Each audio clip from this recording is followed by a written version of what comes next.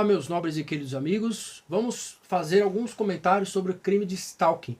E conforme a legislação em vigor agora, nós temos esse crime inserido no Código Penal pela Lei 14.132 de 2021.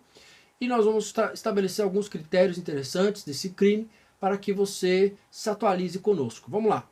Primeiro, artigo 147A. Vou colocar na tela para nós estudarmos juntos. Vamos lá. Perseguir alguém reiteradamente e por qualquer meio, ameaçando-lhe integridade física ou psicológica, restringindo-lhe a capacidade de locomoção ou de qualquer forma, invadindo ou perturbando sua esfera de liberdade ou privacidade. A pena é de reclusão de 6 meses a 2 anos e multa. Vamos voltar aqui na tela, vamos lá. Seguinte, trata-se de um crime que não é muita novidade em relação à configuração delituosa.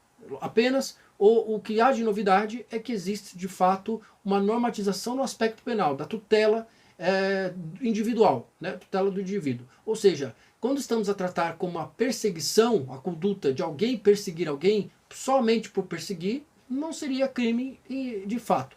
Porém, se ela for uma conduta reiterada, uma conduta repetida, por diversas vezes, né, ou por mesmo de qualquer meio, com o objetivo de trazer uma ameaça, seja uma ameaça física, uma ameaça psicológica, né, então temos sim a caracterização desse crime que é o stalking. E essa expressão stalking seria exatamente uma espécie de perseguição por parte do perseguidor, do agente criminoso, essa conduta tida como perseguição obsessiva, que seria do termo em inglês, né, que seria to stalk. Agora, o que temos a dizer a respeito sobre esse crime é que essa conduta, de modo a restringir também a locomoção, né, daquele determinado indivíduo, ou mesmo invadindo ou perturbando sua liberdade ou mesmo a sua privacidade, ele caracteriza por crime. Vê que é um crime bem completo, né? Meio específico, ou seja, eu preciso, para que eu seja criminoso, eu preciso fazer esta ameaça, mas essa ameaça, qual é o meu mecanismo de ameaça? Utilizando, para chegar na ameaça, eu tenho que persegui-la por reiteradas vezes. E esta ameaça, ela pode ser física ou mesmo psicológica. Uma ameaça psicológica, você não vai vir aqui, eu vou até você. Isso seria uma espécie também de ameaça psicológica, né? Então, nós podemos também observar que esta restrição da capacidade de locomoção. Vamos supor que essa pessoa descubra que eu gosto de sempre ir em determinado restaurante. E ela começa a me perseguir todo momento que eu vou naquele restaurante. Então até chegar num certo ponto que eu não vou querer ir mais naquele restaurante. Então isso seria uma espécie de uma pressão, de uma ameaça à sua integridade física. A pessoa está te ameaçando, querendo te perseguir aonde você vai. Isso seria uma restrição de liberdade de locomoção.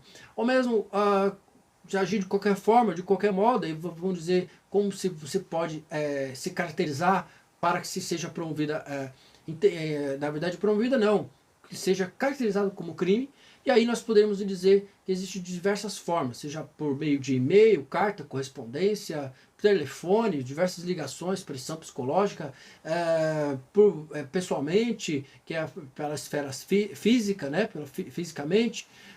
Então nós temos diversos modos. A natureza desse crime, ele é livre, ela pode ser produzida de qualquer jeito, de qualquer meio. O que eu tenho para dizer mais no tocante à perturbação de sua liberdade ou privacidade, nós temos 2 pontos interessantes. Primeiro, a liberdade é um direito público de qualquer cidadão, direito de agir, direito de permanecer, de ir e vir, de todas as suas formas. Agora, no tocante a esta liberdade, ela vai se restringir no tocante ao aspecto de privacidade, aspecto da intimidade. A pessoa perseguir a outra pessoa reiteradas vezes, ali pela rede social, pela internet, aquela rede social que é restrita, deixou restrito para poucas pessoas, e ainda assim estou sendo perseguido, claro que isso pode se caracterizar como crime de stalking.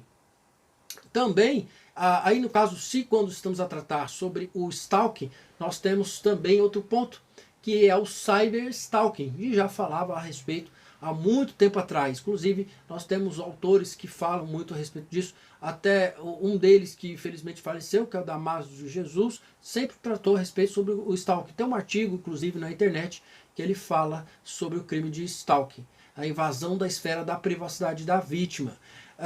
O que eu tenho para dizer mais a respeito desse crime: o sujeito ativo pode ser realizado por qualquer pessoa pode ser um criminoso, e o sujeito passivo da mesma forma.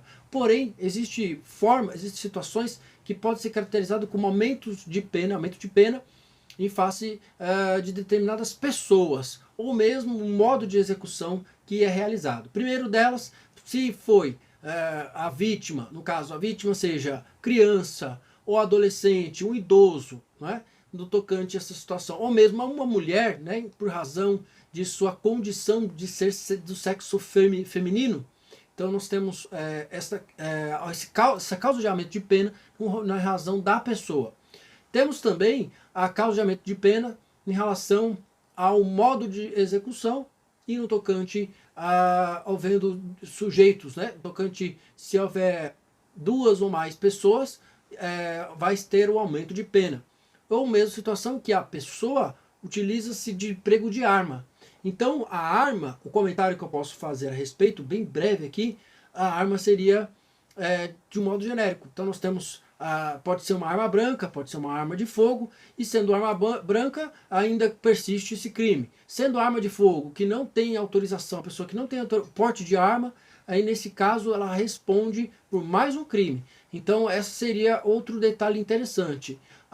Ainda, no aspecto subjetivo, né, nós temos o dolo, a vontade consciente para a consecução de um resultado. Então, deverá ser detalhado todas as condutas desse crime. Outro ponto importante: não haverá tentativa, porque é um crime que, pela sua natureza, não há como você mandar uma carta ou seja interrompida. Pode acontecer, é claro, né, violação de correspondência, como também ocorre a tentativa, mas é bem difícil na prática se pensar num crime de stalking tentado. Não se vê esta possibilidade.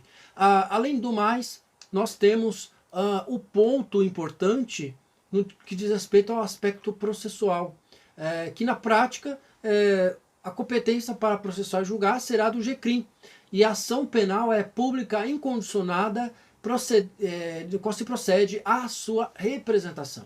Ou seja, a vítima ela é capaz de promover esta ação, ela tem a sua liberdade, essa prerrogativa de escolher: olha, será que eu promovo aquela ação criminal em face de determinado sujeito que me persegue reiteradas vezes, sim ou não? Então ela vai decidir o que ela quer de fato. Outro ponto importante: o GCRIM já comentei, mas também tem a questão dos aspectos dos institutos despenalizadores, ou seja, não vou aplicar o direito penal a qualquer torto e direita. Nós temos a possibilidade de uma transação penal ali na esfera do GCRIM, a composição também dos danos, se houver, e mesmo a suspensão condicional do processo, desde que, lógico, esses institutos devidamente caracterizados conforme a lei.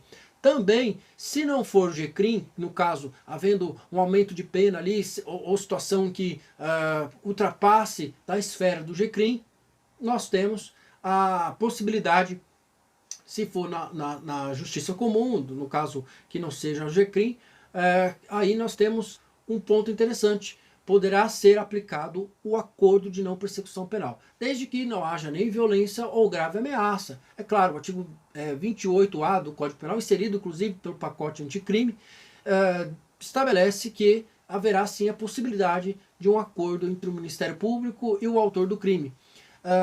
Parte final, no tocante ao prazo decadencial para a promoção da ação, é o prazo de 6 meses. Bom, eu encerro este vídeo agradecendo você que nos assistiu. Em breve eu trago novidades legislativas e faremos